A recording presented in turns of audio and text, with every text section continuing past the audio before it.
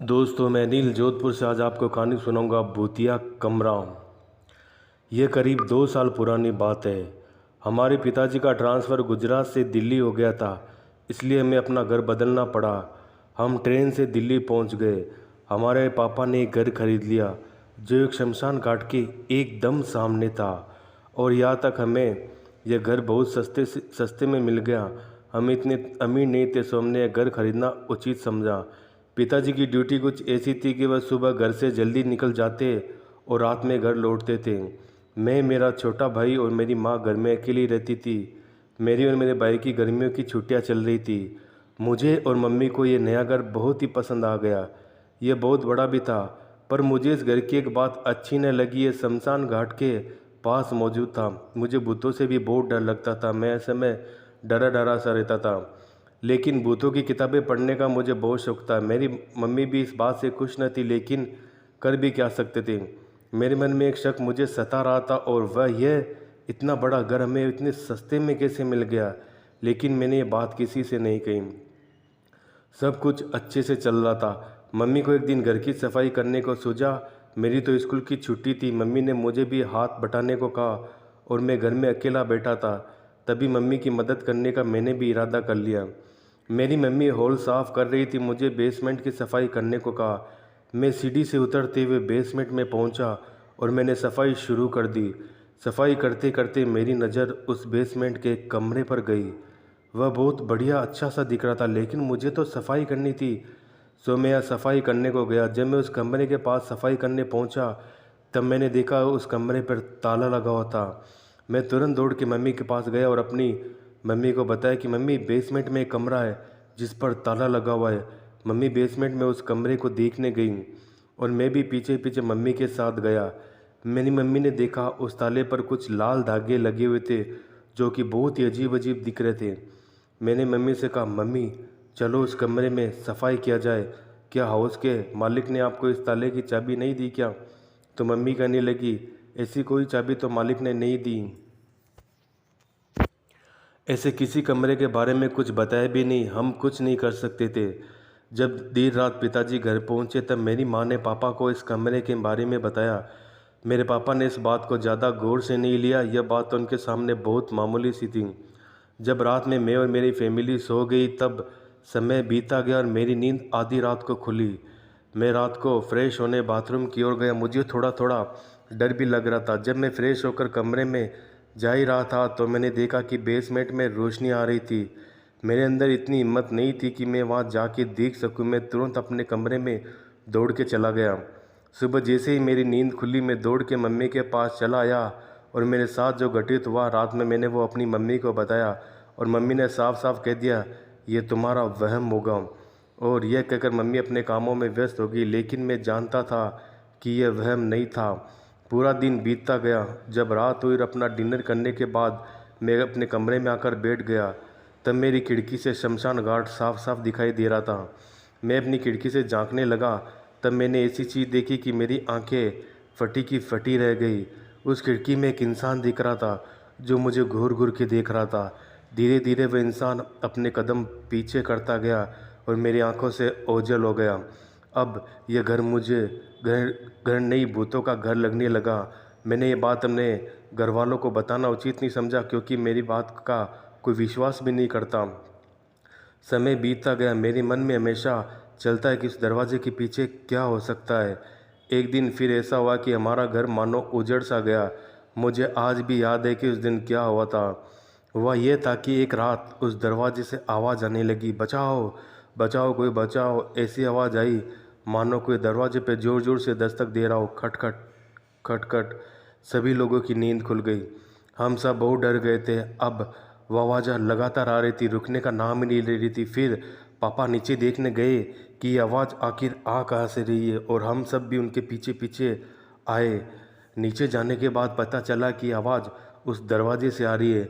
मेरे पापा ने उस दरवाजे को खोलने का निर्णय लिया। हमने जैसे जैसे उस ताले को तोड़ दिया, जैसे वो अंदर आए, आती आवाज़ बंद हो गई। वहाँ पूरा अंधेरा था। फिर हमने टॉर्च जलाकर देखा तो वहाँ कोई भी नहीं था। वह बहुत गंदगी थी, मानो जैसे वर्षों के बाद उस ताले को खोला जा रहा हो। हम फिर उस दरवाजे पे कुंडी लगा दिया और सोने चले गए। अब मेरा शक यकीन में बदल गया कि इस घर में कुछ तो है। अगले दिन से हमारे घर में पहाड़ टूट पड़ा। पापा का एक्सीडेंट हो गया। भगवान की कृपा से उन्हें ज़्यादा चोटें नहीं आई। फिर एक रात मेरी माँ ने ऐसी चीज़ देखी जिससे उन्हें यकीन नहीं हुआ। एक रात उन्हें अपने कमरे में ऐसी छाया दिखी, उसे देखते ही वह बेहोश हो गई। अगले दिन उन्होंने पूरी बात बताई। तब मैंने भी उस आदमी को देखने की बात बताई जो मुझे शमशान घाट में दिखा था। फिर पापा ने एक तांत्रिक को बुलवाया। उसने थोड़ी पूजा करने के बाद बताया कि इस घर में पहले एक औरत की मौत हुई थी जो उस दरवाजे के अंदर अपना दम तोड़ दिया था। जब मैंने उस आदमी को देखने की बात की तो तांत्रिक ने बताया कि वो उसका पति है। तांत्रिक ने हमें उस घर को खाली करने की राय दी। हम और कुछ कर भी नहीं सकते थे सिवाय उस घर को छोड़ने के। मुझे और मेरी फैमिली को पता चला कि यह घर कम दाम में हमें क्यों मिला था। आखिरी में हमने ये घर खाली कर दिया। हम अपने नए घर में चले गए। तब से आज तक हमारे साथ ऐसा कुछ भी घटित नहीं हुआ। पर एक बात तो सच है कि वो आत्मा मुझे आज भी दिखाई देती है कभी कभी। हर अमावस की रात को वो आती है। सपनों की नगरी मुंबई के बारे में तो हम सब जानते हैं, लेकिन शायद किसी को ये नहीं पता होगा कि छोटे शहरों को लोगों के बड़े बड़े सपनों को पूरे करने वाले इस शहर में एक ऐसी भयानक दास्तान जुड़ी है जिसके बारे में कोई यकीन भी नहीं करेगा। हम आपको माही मुंबई की एक ऐसी चोल के बारे में बताने जा रहे हैं जहाँ कई लोगों ने ऐसी बुरी ताकतों का अनुभव किया। यह रहने वाली अदृश्य ताकतों के कई घेरे में लोग आ चुके हैं। माहिम की इस चोल के बीचों बीच एक कुआं है जिसके बारे में कहा जाता है आज से 25 वर्ष पहले जब चोल में रहने वाली 50 वर्षीय महिला सुलोचना इस कुएं से पानी भर रही थी, तभी अचानक उसका पैर फिसल गया और वह कुएं में जा गिरी। कुएं में गिरने के बाद वह मदद के लिए काफ़ी चीखी चिल्लाई, लेकिन इससे पहले कि कोई उसकी मदद के लिए आता, पानी के अंदर दम घुटने के कारण उसकी मृत्यु हो गई। इस चोल में रहने वाले लोगों का कहना है अगर रात के समय वे इस कुएं के पास से गुजरते उन्हें वहाँ एक औरत नजर आती है।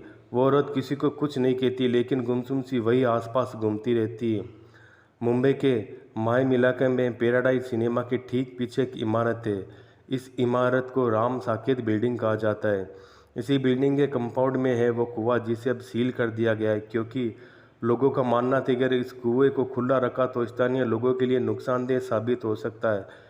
वैसे तो इस कुएं के आसपास जिस आत्मा को भटकते हुए देखा गया वह किसी को नुकसान नहीं पहुंचाती है। इस चोल में रहने वाले एक वृद्ध आदमी का कहना है कि जिस महिला का पांव फिसलने की वजह से वह कुएं में जा गिरी थी वह महिला उसकी परिचित थी, और जिस महिला की आत्मा उस कुएं के पास विचरण करती है वह उसी की है। हैरानी की बात यह है कि उस वृद्ध व्यक्ति का कहना है कि वह आत्मा हर अमावस की रात को यहाँ जरूर आती है और सुबह होते ही गायब हो जाती है।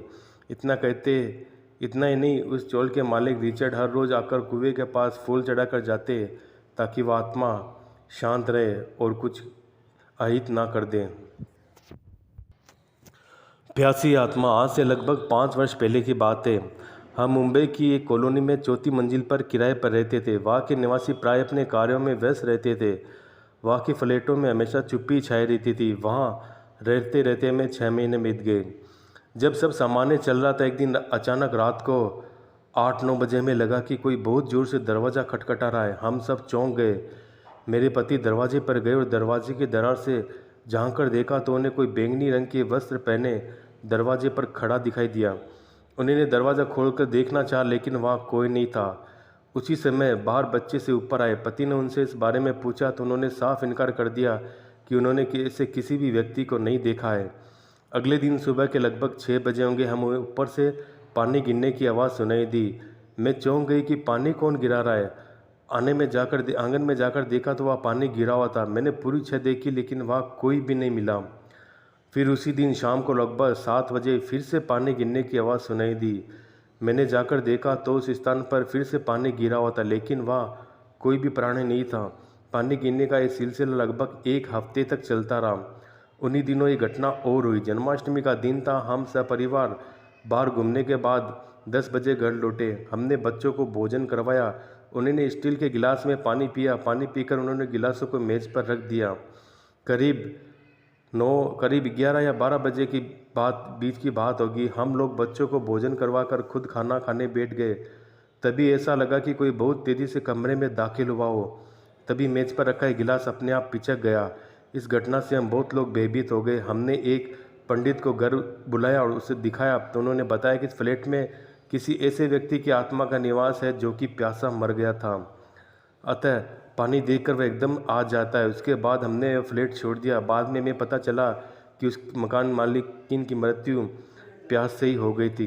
तो दोस्तों आज के लिए इतना ही। अगर आप मुझे अपनी कहानी भेजना चाहते हैं तो मेरे इंस्टाग्राम आईडी पर भेज सकते हैं। मेरा इंस्टाग्राम आईडी अनिल सारस्वत 2021। दोस्तों आप लोग जहाँ भी रहें सुखी रहें।